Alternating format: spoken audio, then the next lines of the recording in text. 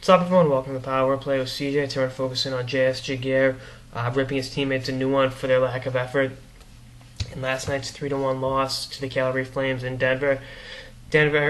Colorado and Calgary are two of the bottom feeders in the Western Conference and the Northwest Division, for that matter. And Colorado was a once mighty franchise that's fallen on some real hard times. Last time they had the playoffs was 2010 when Duchesne, O'Reilly, and that core nucleus were rookies, and then it's been all downhill from there. The Eric Johnson trade for Shattenkirk and Chris Stewart, it's been a disaster. Said you want him Varlamov. They could have Philip Forsberger, whoever in that spot right there. Maybe Landeskog, for all his maturity, wasn't ready for the C. I disagree with that, but that seems to be the notion. It's just the O'Reilly situation was a disaster. Could have worked out even better, actually, between those two teams, ironically, if they let O'Reilly take his talents to Calgary. They would have saved some money, got some draft picks, and he would have been on waivers and been out of the division. So that that's just the way it goes. But back to Giguere, the principal point of conversation there. The team trip to Vegas at the end of the season. The unwritten rules, you don't throw your teammates under the bus. I watched that game last night. It was pathetic.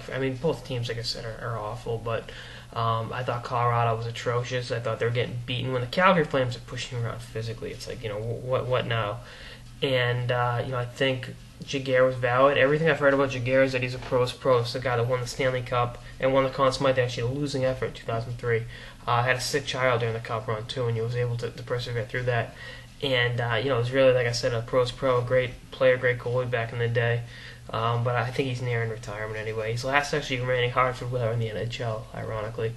But, former Hartford Whaler, I should say. But, I look at this and I say to myself, he's right. Everything he said was right. But I think he should have gone about it a different way. Should have kept it in the locker room. But maybe you say to yourself, well, they're not, maybe someone spoke up in the locker room previously and they're not listening. And, first of all, going to Vegas for hockey play, from Denver to Vegas is a pretty quick hop. But the principal thing is the team is too young. They lack leadership. Milan Hajduk isn't getting it done anymore. Like I said, you got a 20-year-old captain who may be in over his head with this. I know I'm going to get ripped a new one for saying that, because I love Landeskog. He was the right fit to be the captain. But, that it's really backfired, and I don't put the fault on him at all. I think it's, that they got to have a complete organizational overhaul. Sacco will be out of a job. Sherman probably out of a job sooner rather than later, and got to build from the ground up. Hopefully they get former Avs fan Seth Jones in the draft. See how that works out and rebuild that blue line. Because like I said, the Eric Johnson trade was an unmitigated disaster. I think. I know I'm going to get knocked for that too, but I'd take Shattenkirk and Chris Stewart over Eric Johnson every single day and twice on Sundays. I just think it was that much of a fleece job for the St. Louis Blues. And you look at the level of success those two guys have had. I know Stewart's been up and down, but Shattenkirk's one of the better defensemen in the NHL for that matter. I think he's going to be a top 20 defenseman easily, or even top 15. But that's what you get into with these situations. And Colorado's been poorly run since a lockout, and this is what happens when you got immature players who don't want it anymore, who just have quit on the season. And I don't mean to throw a whole hockey team under the bus, because obviously there are guys on the team that care. Losing Downey early in the season didn't help either, because he brought passion every night. But this is a situation that wouldn't have happened with Joe Sakic, that wouldn't have happened with Peter Forsberg in the locker room. A, because they would have been in the playoff picture, but B, because you don't quit on a team like this.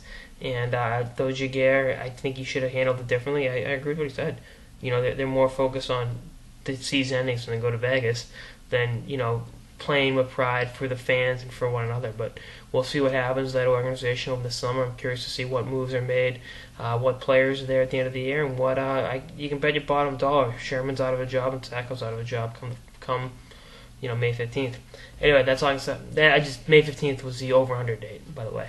That's on this episode of the Power Play with CJ on JS Giguere's comments following the Colorado Avalanche's 3-1 loss to the Calgary Flames. Stay tuned for more episodes throughout the season and beyond. Later, guys.